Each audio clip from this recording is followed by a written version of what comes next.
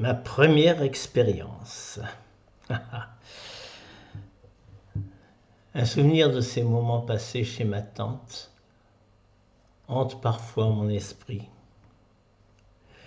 Nous allions jouer avec mon cousin Christian dans un terrain abandonné, sur lequel gisait une carcasse rouillée de voiture.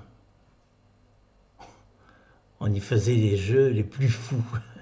Un jour, alors que nous étions que nous deux, il m'emmena faire un tour dans cette vieille bagnole qui ne roulait plus depuis des lustres.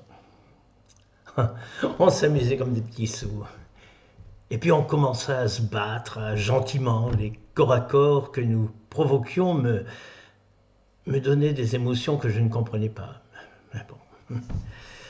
Il avait 14 ans et peut-être ressentait-il les mêmes émotions. Toujours est-il que ses mains posées sur moi me mettaient dans un état second. C'était terrible. J'avais honte et je ne savais pas pourquoi, ni de quoi. Et puis nous sommes rentrés chez ma tante. Chaque famille a regagné sa tanière. On n'en a jamais reparlé, mon cousin et moi. La suite. Cette vieille voiture a modifié ma destinée. Tout comme d'avoir pu assister à ces spectacles en coulisses également, avait transformé plein de choses en moi. Je n'avais plus qu'une envie, découvrir plus.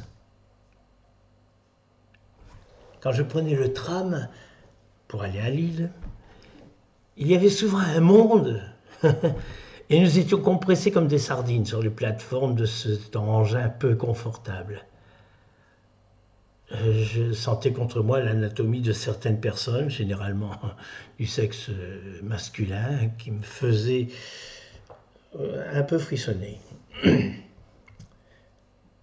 Dans ma chambre, je dormais dans la même chambre que mon frère. C'est très souvent qu'il me demandait de venir le réchauffer, car il n'y avait pas de chauffage à cette époque dans les chambres, et en hiver, il faisait toujours ou presque quelques petites fleurs de givre sur les fenêtres qui formaient les rideaux féeriques. Il avait 6 ans de plus que moi, et certainement que les choses que je découvrais, lui les avait déjà découvertes depuis longtemps. Il avait un très bon copain qu'il ne quittait jamais. Oui. Ils allaient tous les deux courir les filles dans les bals populaires et les cinémas. Parfois, je devais leur servir de chaperon, ce qui m'ennuyait prodigieusement. Enfin, un soir, il ne faisait pas plus froid que d'habitude, il me demanda de dormir avec lui. Ce que je fis avec plaisir, car j'adorais sentir sa chaleur contre mon corps. Et il commença à me caresser. À peine surpris, parce que cela me plaisait à un point tel que je devenais petit à petit amoureux de mon frère. Oui. Curieusement, je le détestais aussi. Je ne comprenais pas bien les sentiments que nourrissait envers lui. Enfin, c'était la nuit et le jour, quoi. C'est le cas de le dire. Au petit matin, tout redevenait normal pour lui. La journée se passait sans problème. Il retrouvait son copain, il rechassait les filles ensemble. Je me pose fréquemment la question. Pourquoi? Un jour, il fallait s'y attendre, j'ai été balancé du collège. Normal. Je n'y allais plus, je traînais les rues, les alentours des théâtres. J'allais au cinéma parfois. Ouais. Et j'ai compris que je devais être pédé. Je ne connaissais pas trop le mot homosexuel à l'époque. La seule tentation qui pouvait rivaliser avec ce désir était le théâtre. J'ai vite compris que l'un ne gênait pas l'autre, bien au contraire. Et le théâtre vint à passer par là. Je fréquentais les coulisses du Sébastopol pour y déguster des spectacles fabuleux jusqu'au jour où un jeune comédien qui jouait le rôle de Piccolo dans l'Auberge du Cheval Blanc est tombé malade. Il ne pouvait ni ni jouer le soir, ni le lendemain, ce qui entraînait l'arrêt des représentations. Car un jeune de plus ou moins 14 ans, pour un rôle aussi long, n'était pas chose aisée.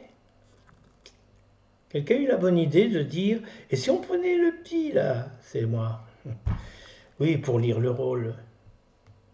Il suffit de faire une annonce, et puis hop, lire le rôle. Il plaisante, mais à cet âge-là, et pour quelque chose qui me plaisait au plus, la mémoire était excellente.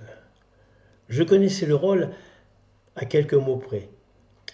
Et c'est ainsi que j'ai interprété le soir même dans l'Auberge du Cheval Blanc le rôle de Piccolo à côté de Luc Barnet, Jeanine Ribaud, Fernand Sardou, enfin, ce fut un triomphe quand je suis venu saluer à la fin. C'était extraordinaire.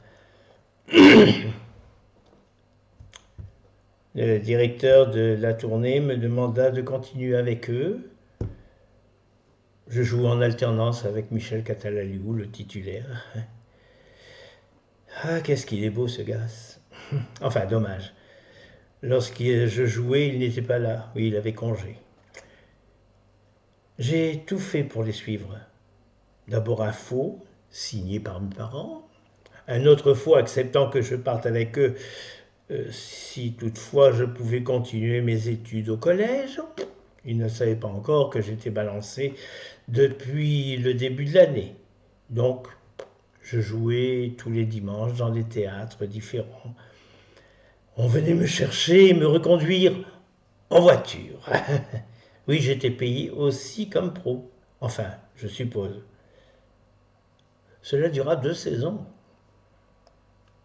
Mais je n'allais pas m'arrêter là. Ah non. Je l'avais dans le sang. Et je voulais en faire mon métier.